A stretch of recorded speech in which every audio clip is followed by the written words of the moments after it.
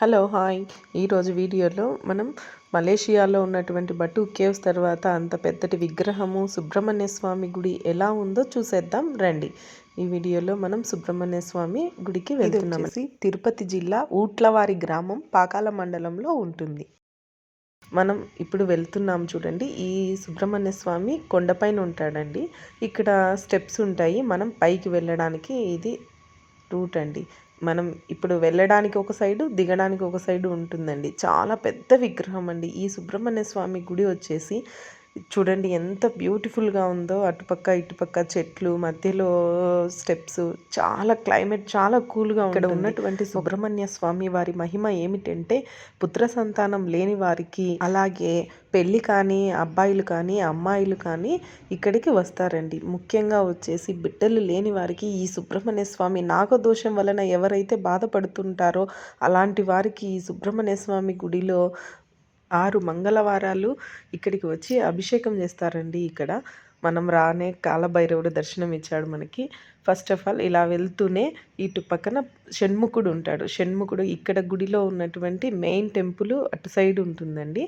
ఇది వచ్చేసి షణ్ముఖుని దేవాలయం. 6 తలలు ఉంటాయండి. ఇక్కడ చూడండి మనకు వీడియోలో కనిపిస్తున్న విధంగా 6 తలలతో షణ్ముఖుడై ఉంటాడు. శ్రీవల్లి దేవసేన సమేతుడై ఇక్కడ ఉంటాడు. ఇక్కడ కనిపిస్తుందండి మెయిన్ టెంపుల్. అక్కడ సుబ్రహ్మణ్య స్వామి ఉంటారు. ఇక్కడ ఈ షణ్ముఖునికి ఇటువైపున శివాలయం అంటే శివుడు, పార్వతీదేవి, వినాయకుడు, నంది ఇలా కుజగ్రహుడు అని చెప్పేసి ఇక్కడ సైడ్ను ఉంటారు.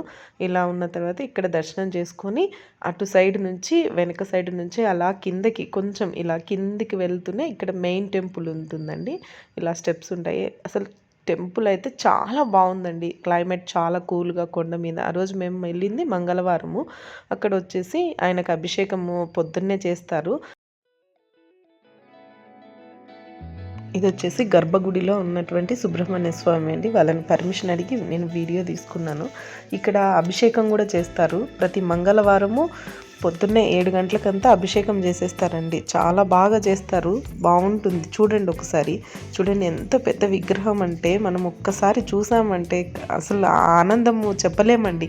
అంత ఆనందంగా ఉంటుంది. ఎంత బాగుంటాడంటే మలేషియాలో బటు కేవ్స్ అని ఉంటాయంట. నేను కూడా వీడియోలో చూసా. పెళ్ళి కాని వారు కూడా చాలా మంది వస్తుంటారండి. మంగళవారం వచ్చి అక్కడ స్వామికి మనము ఏదైనా ముక్కుకొని మనసులో అనుకున్నామంటే ఖచ్చితంగా నెరవేరుతాయి. ఇక్కడ పెళ్ళిళ్ళు చేసుకోవడానికి కళ్యాణ మండపాలు కూడా ఉన్నాయండి. చేసుకోవచ్చు మనము. ఆగస్టులో ఆడి నెల అని జరుగుతుందండి. ఇక్కడ ఆడి కృతిక ఉత్సవాలు చాలా బాగా చేస్తారు. అప్పుడు తిరునాళ్ళ చేస్తారండి. చాలా బాగుంటుంది. పెళ్ళి అయిన తర్వాత ఎవరైతే దాంపత్యం సరిగా లేకుండా ఉంటారో, గొడవలు పడుతూ ఉంటారో అలాంటి వారు కూడా ఈ సుబ్రహ్మణ్య స్వామిని తలుచుకున్నారంటే, ఒకసారి ఈ సుబ్రహ్మణ్య స్వామి మహిమ చూసారంటే అసలు వదలలేరండి. చాలా మహిమ గల స్వామి అండి. తమిళియన్స్ ఎక్కువగా కొలవగలిగేటువంటి దైవం. మనకి ఇక్కడ వినాయకుడు ఎలాగో అక్కడ సుబ్రహ్మణ్య స్వామి కూడా వాళ్ళకలాగా.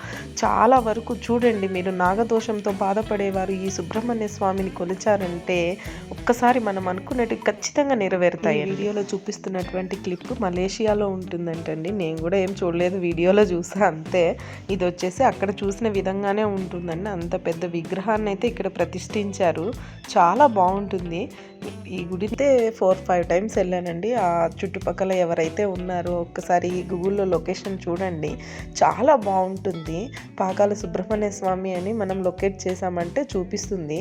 ఎంతమందికి ఈ సుబ్రహ్మణ్య స్వామి అంటే ఇష్టమో ఎవరైతే కొలుస్తున్నారో వాళ్ళు కామెంట్ చేయండి. హరోం హర.